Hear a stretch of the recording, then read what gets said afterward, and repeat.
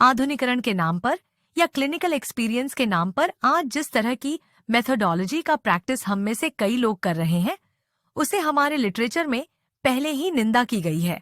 आइए आपको कुछ उदाहरण दिखाते हैं। आज हम सामान्यतः देखते हैं कि कई चिकित्सक होते हैं जो इस या उस क्लिनिकल कंडीशन के लिए बेस्ट रेमेडी सुझाने की प्रवृत्ति रखते हैं। हम यह भी देखते हैं कि डॉक्टर ये पूछते हैं कि वे इस या उस क्लिनिकल कंडीशन में आमतौर पर कौन सा रेमेडी उपयोग करते हैं। यदि हम कई डॉक्टरों द्वारा अपलोड किए गए यूट्यूब वीडियो को देखें तो आप विभिन्न क्लिनिकल कंडीशंस के लिए रेमेडीज की सूची देने वाले कई वीडियो पाएंगे। लेकिन क्या इसे होम्योपैथी कहा जा सकता है?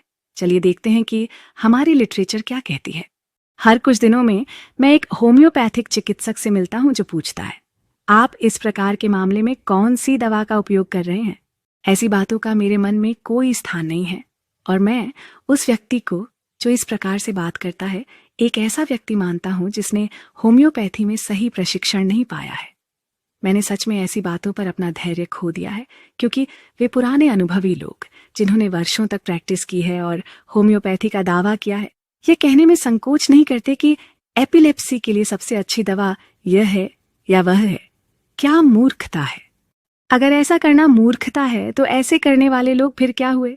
और ऐसे लोगों को आंख बंद करके फॉलो करने वालों को फिर क्या कहेंगे? ये फैसला हम आप पर छोड़ते हैं। चलिए अब आगे बढ़ते हैं। सोशल मीडिया प्लेटफॉर्म पर बहुत सारे ऐसे केस भी शेयर किए जाते हैं जिनका न सिर रहता है न पैर। मुश्किल से 2 या 3 लक्षण दिए होते हैं और उस पर न सिर्फ दवा प्रिस्क्राइब की जाती है बल्कि यह दावा भी किया जाता है कि यह परफेक्शन उन लोगों ने अपने अनुभव से प्राप्त किया है। और ऐसे पोस्ट पढ़कर कमेंट सेक्शन में वाहवाही करने वालों की तो कोई सीमा ही नहीं है। चलिए ऐसे प्रिस्क्रिप्शन के बारे में जो सिर्फ चंद गिनी चुनी जानकारी के आधार पर किए जाते हैं और बड़े गर्व से शेयर किए जाते हैं, हमारे लिटरेचर में क्या कहा गया है जरा देख लेते हैं। कई मामलों में न तो जनरल सिम्टम्स होते हैं और न ही मेंटल सिम्टम्स, बिल्कुल भी कोई कैरेक्टराइजिंग सिम्टम्स नहीं होते, केवल बीमारी के कॉमन सिम्टम्स होते हैं। हाँ, जब ऐसे सिम्टम्स पर कोई सफल प्रिस्क्रिप्शन दिया जाता है तो वह मुश्किल से एक भाग्यशाली संयोग या लकी हिट ही होता है। इसे वैज्ञानिक प्रिस्क्राइबिंग की श्रेणी में नहीं रखा जा सकता। कई रिकॉर्ड्स में अस्पष्ट विवरण के पन्ने होते हैं और एक ऐसा कीनोट सिम्टम होता है जिसने कई डॉक्टरों की असफलता को आमंत्रित करने वाले अपमानजनक बहाने के रूप में काम किया है। अब आइए उन डॉक्टरों के बारे में बात करते हैं जो बीमारी के कुछ सामान्य लक्षण या बीमारी का डायग्नोस्टिक नाम साझा करते हैं और दवा के सुझाव मांगते हैं। ऐसे कई डॉक्टर भी हैं जो शायद 1 या 2 परिणामों के आधार पर टिप्स देते हैं जो उन्होंने इन टिप्स का उपयोग करके प्राप्त किए होंगे। अगर ये टिप्स सभी मामलों में बिना शर्त काम करते तो ऑर्गेनन और फिलॉसफी लिखने की क्या जरूरत थी? और यदि ये टिप्स हमेशा परिणाम देते तो ऐसे डॉक्टरों को केवल कभी कभार ही परिणाम क्यों मिलता? खैर, आइए देखते हैं कि हमारे साहित्य में ऐसे लोगों के लिए क्या कहा गया है। अपूर्ण शिक्षा यानी डिफेक्टिव एजुकेशन का पता अक्सर तथाकथित होम्योपैथिक चिकित्सकों से चलता है जो सलाह के लिए ऐसे मामले लाते हैं जिनमें केवल कुछ क्लिनिकल लक्षण होते हैं या कुछ पार्टिकुलर सिम्टम्स या रोग के परिणाम, जबकि सभी मेंटल सिम्टम्स और जनरल सिम्टम्स गायब होते हैं। ऐसा चिकित्सक जो किसी एक तरफा मामले पर दवा देता है असफलताओं की उच्च दर का सामना करेगा, लेकिन वह अक्सर अपनी किस्मत से सफल हुए मामलों पर मोर की तरह इतराता है। अब यह बिल्कुल स्पष्ट है कि कुछ छात्रों को यह सोचने का अधिकार हो सकता है कि इतने सारे लोग कैसे गलत हो सकते हैं जब हर कोई वही कर रहा है, वही अनुसरण कर रहा है और वही कह रहा है कि ऑर्गानॉन और फिलॉसफी पढ़ने का कोई क्लिनिकल महत्व नहीं है। लेकिन प्यारे छात्रों, कृपया याद रखें कि सत्य सत्य ही रहेगा, भले ही केवल एक व्यक्ति इसे कहने का साहस करे, और झूठ झूठ ही रहेगा, चाहे पूरी दुनिया इसका अनुसरण कर रही हो। जैसा कि हमारे मास्टर ने कहा था, समझदार बनने का साहस करो। अब उन लोगों का जवाब देने के लिए जो हमारे साहित्य की आलोचना करते हैं और जब हम साहित्य का उद्धरण देते हैं तो हम पर कड़ी प्रतिक्रिया व्यक्त करते हैं, आइए फिर से कैंट के लेसर राइटिंग्स पर दिए गए व्याख्यान की ओर वापस चलते हैं जो कहता है, दुनिया में बहुत से लोग हैं जो किसी महान सत्य को नहीं मान सकते, चाहे उसके पक्ष में जितना भी प्रमाण प्रस्तुत किया जाए। हम सभी परंपरा से बंधे हुए हैं।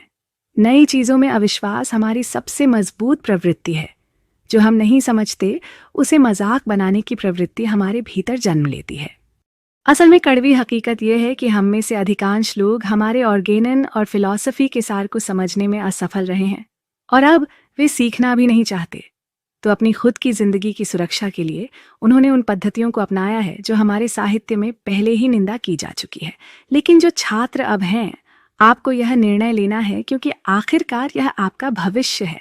डेमो सेशन हमारे लिए आपको सब कुछ दिखाने के लिए बहुत छोटा समय है, लेकिन जो हमारे साथ जुड़ेंगे हम उन्हें सही रास्ता दिखाएंगे जो उन्हें सफलता की ओर ले जाएगा। तो यह आपका समय है यह तय करने का कि क्या आप सिर्फ दूसरों की सेहत और जीवन के साथ खेलने की कीमत पर जीवित रहना चाहते हैं या आप अपनी जिंदगी में उस महानता और सफलता को प्राप्त करना चाहते हैं।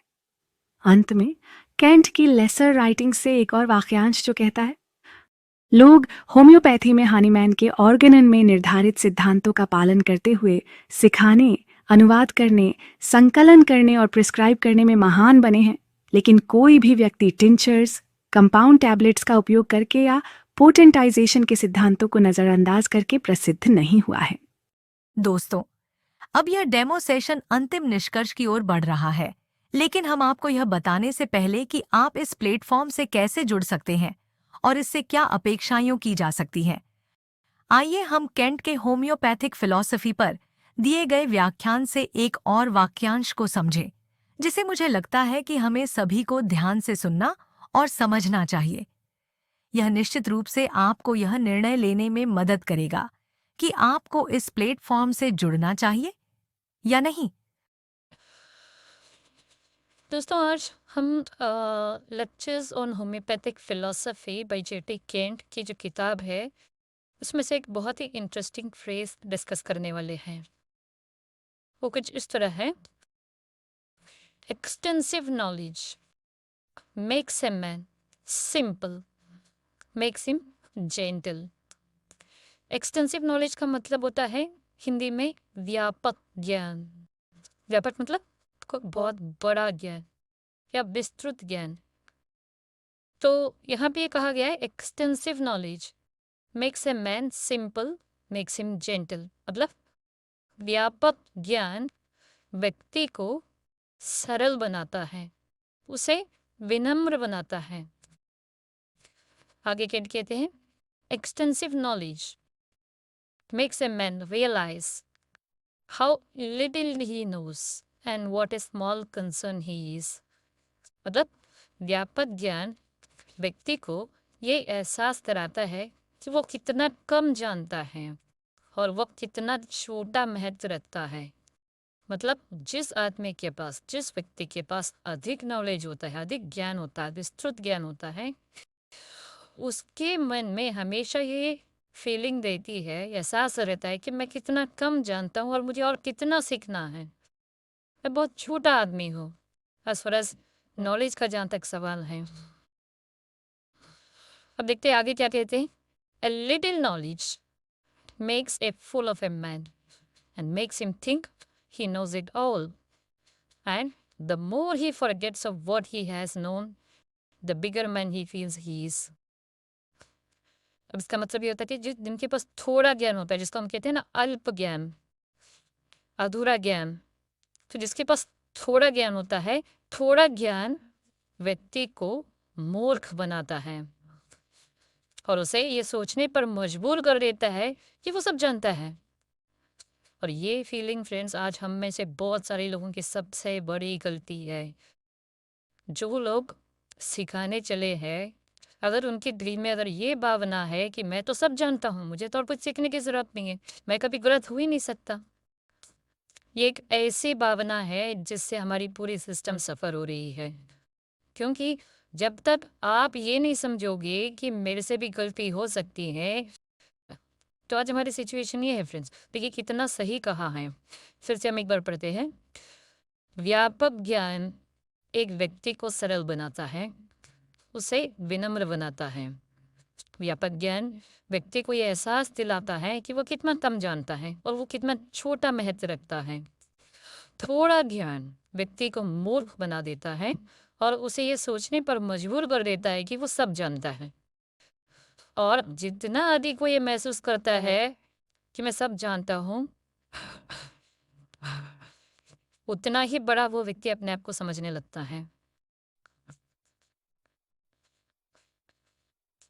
देखते आगे क्या कहते हैं। The smaller he feels he is, the more he knows he can be rest assured. जितना छोटा वो महसूस करता है, जो व्यक्ति ये महसूस करता है कि मैं कितना कम जानता हूँ, आप यकीन रखिए, आप निश्चिंत रहिए, उसके पास सबसे अधिक ज्ञान रहता है, वो सबसे ज्यादा जानता है। आगे, in order to do this, he must study and keep himself in a state of gravity and in a state of innocence. ये करना इतना आसान नहीं है, ये सोच लाना इतना आसान नहीं है, क्योंकि आजकल हम देख रहे हैं जिसको भी थोड़े बहुत रिजल्ट्स मिल जाते हैं, जिसको भी थोड़ी बहुत जानकारी है, ऐसा वो मानने लगता है, निकल पड़ते हैं पढ़ाने अपनी अपनी खिचड़ी रखिए। तो ये आज हमारे सिस्टम का सबसे बड़ा शाप है। ऐसे टीचर्स जो अपने आप को ये समझते हैं कि मैं तो सब जानता हूँ, मुझे तो और कुछ सीखने की ज़रूरत नहीं है, और क्लिनिकल एक्सपीरियंस के नाम पर खुद तो भटक ही चुके हैं, दूसरों को भी भटकाते हैं। तो ये करना, ये छोटापन महसूस करना और ये महसूस करना कि मैं कितना कम जानता हूँ, ये इतना आसान नहीं है। कैट वही कह रहे हैं, ये करने के लिए उसे अध्ययन करना चाहिए और खुद को गंभीरता और मासूमियत की स्थिति में रखना चाहिए। यहाँ पे ईगो का कोई जगह ही नहीं बनती है ऐसे लोगों के दिल में, और वो खुद तो सीखते हैं, जिस तरह भी वो सीखते हैं, उनके दिल में इच्छा हमेशा ये रहती है कि वो दूसरों को भी सिखाएं। ये होता है एक असली ज्ञानी की गुणवत्ता या क्रेडिबिलिटी, जिसको हम कहते हैं। आगे, in this scientific world we have all those horrible jealousness and feeling of hatred towards those who know more than what we do.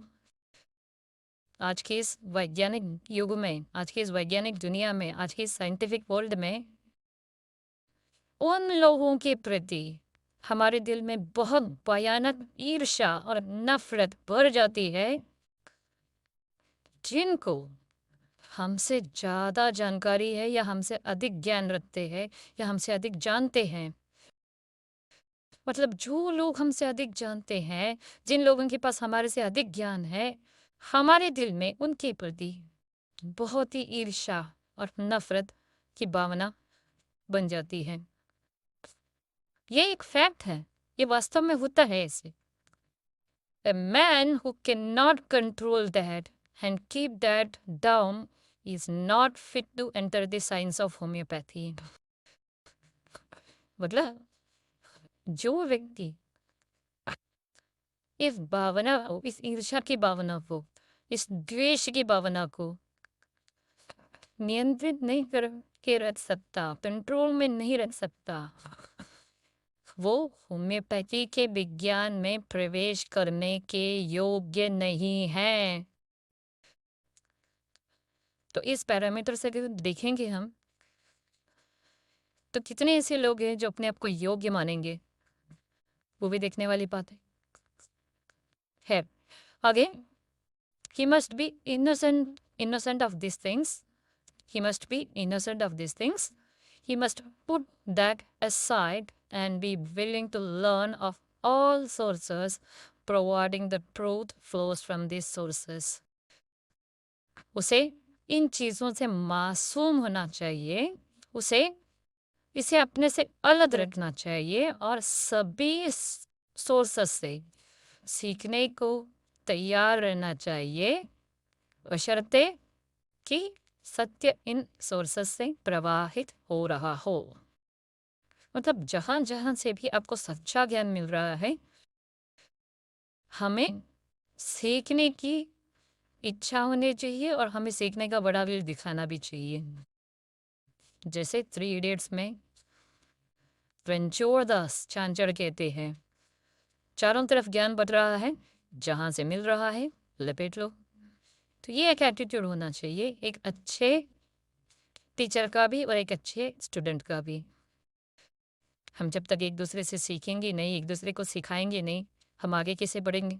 अगर हम सब ये मानने लगे कि मैंने जो सीखा है वही सही है, तो हम तो आपस में लड़ते ही रहेंगे, कहीं नहीं जा पाएगा हमारा सिस्टम, और ना ही कहीं हम जा पाएंगे।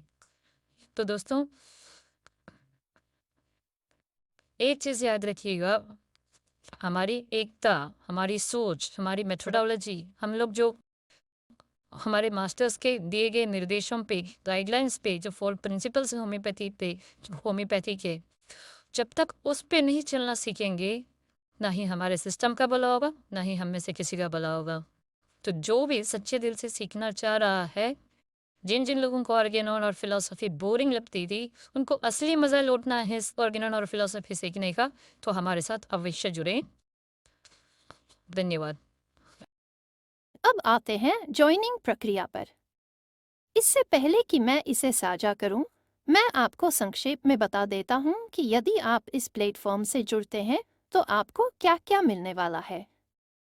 पर्याप्त क्लिनिकल एक्सपोजर, सोमवार से गुरुवार तक daily live interactive guest discussion सत्र। जो लोग लाइव सत्र में शामिल नहीं हो सकते, उनके लिए ऑफलाइन रिकॉर्डिंग साझा की जाएगी। प्रतिदिन अफोरिज्म्स पर वीडियो, प्रतिदिन फिलॉसफी पर video, daily rubric hunting activity, कई अन्य इंटरैक्टिव कॉन्टेस्ट्स, बहुत सारे ग्रुप डिस्कशंस और भी बहुत कुछ। इन सभी कंटेंट्स का हर महीने लाभ उठाने के लिए आपको केवल 500 रुपये प्रति माह का भुगतान करना होगा। ध्यान रखें कि यदि अगली बैच शुरू करने का विचार बना तो सब्सक्रिप्शन शुल्क पहले जैसे नहीं होंगे। तो इस सुनहरे अवसर को न चुकें और जो लोग जुड़ने के इच्छुक हैं वे अपनी रुचि दिखाते हुए 7899822636 या 9778140539 पर व्हाट्सएप संदेश भेजें। दोस्तों, होम्यो मिरर में हम सही होम्योपैथी को जमीनी स्तर तक पहुंचाने का प्रयास कर रहे हैं। लेकिन मेरे दोस्तों, जो लोग सच में होम्योपैथी से प्यार करते हैं, उनके समर्थन के बिना यह मिशन बेहद कठिन होने वाला है। फिर भी हम अपनी पूरी कोशिश कर रहे हैं। हम आप सभी पर छोड़ते हैं कि आप तय करें कि क्या आप इस मिशन का हिस्सा बनना चाहते हैं और हमारा समर्थन करना चाहते हैं। इसी नोट के साथ हम इस डेमो सेशन को समाप्त करते हैं और आपकी ओर से सकारात्मक प्रतिक्रिया की उम्मीद करते हैं ताकि हम होम्योपैथी को अगले स्तर तक ले जा सकें। सभी का देखने के लिए धन्यवाद।